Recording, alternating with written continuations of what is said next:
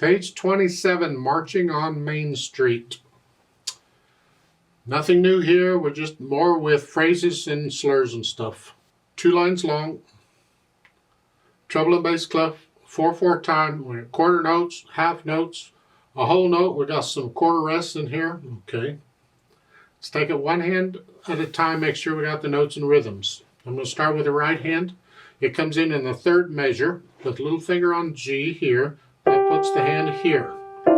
You don't need any other finger numbers. So don't read finger numbers, read notes. And it's here. And then you have a C and an F, and then a rest, and then a C and a G. Back to the intervals of 4ths and 5ths, remember those? And then the 2nd line, you're here. We're there, okay. Left hand starts with thumb on G, that puts the hand here. And it's here. See the 4th and a 5th. And the 2nd line, you're here. Quarter notes. And then at the end, 2 C chords.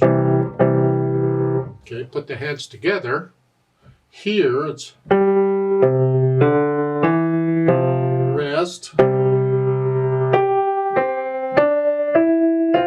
Rest. Get the idea? So you put the hands together. Once you're satisfied with it, you don't have to go that fast. You take it at your speed. No hesitations, and you don't need to look at the keyboard, I'm hoping. Then you think about the articulation. And the articulation here would be these slur lines.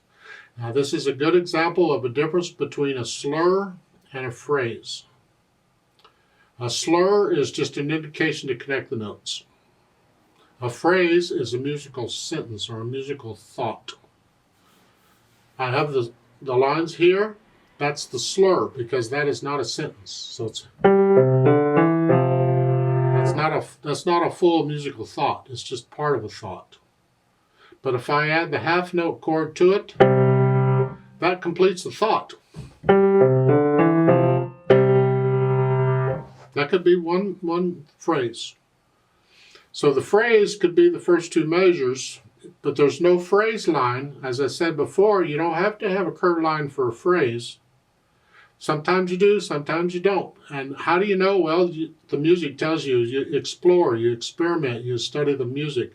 Does it seem like a musical thought or not?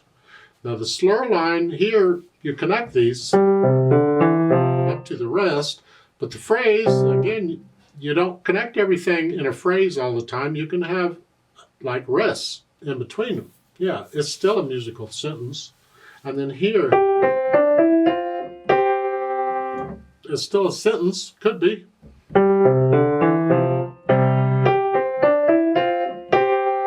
Then in the 2nd line, they're saying these 2 and this one.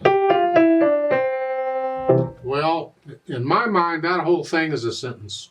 That whole line is one sentence.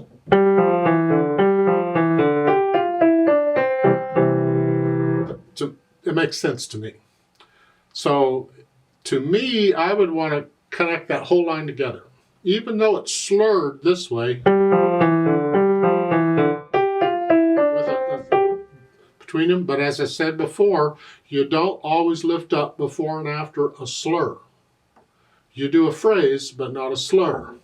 Well, if these are slurs, I don't have to lift up between them.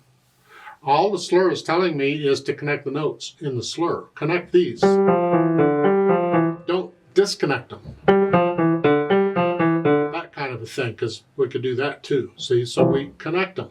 So in this piece, hopefully I'm not confusing you too much, I'm going to treat, as far as this lesson goes, I'm going to treat the first line as 2 phrases. So I'm going to lift up between the 2nd and 3rd measure, between the half note and here. I'm going to lift up. So taking a breath, and at the end of the line, there to go to the next line, I'm going to lift up before I play that.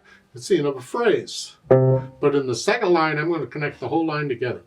That's how I would do it. Other people might do it differently. You might think, well, I like the sound of the slurs in the 2nd line.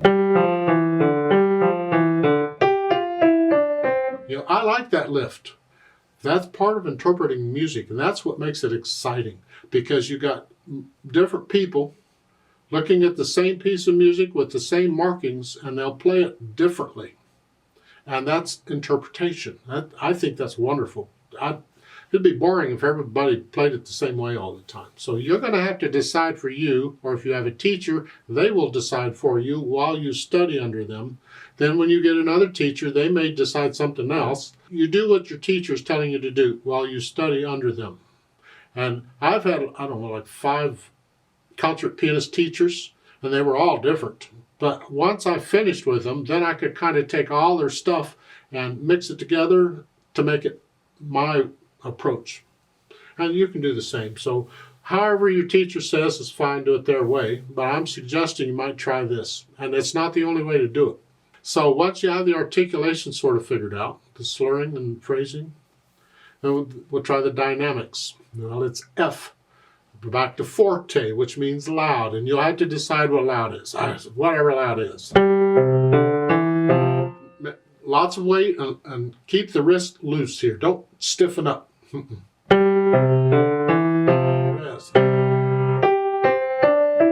That kind of thing.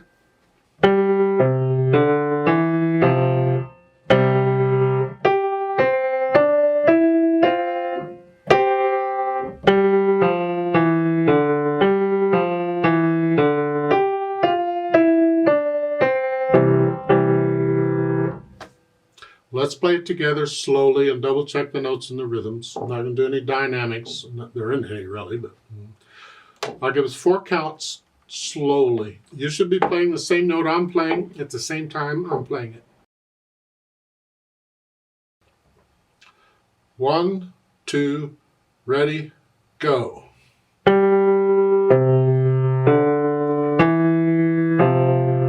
Rest.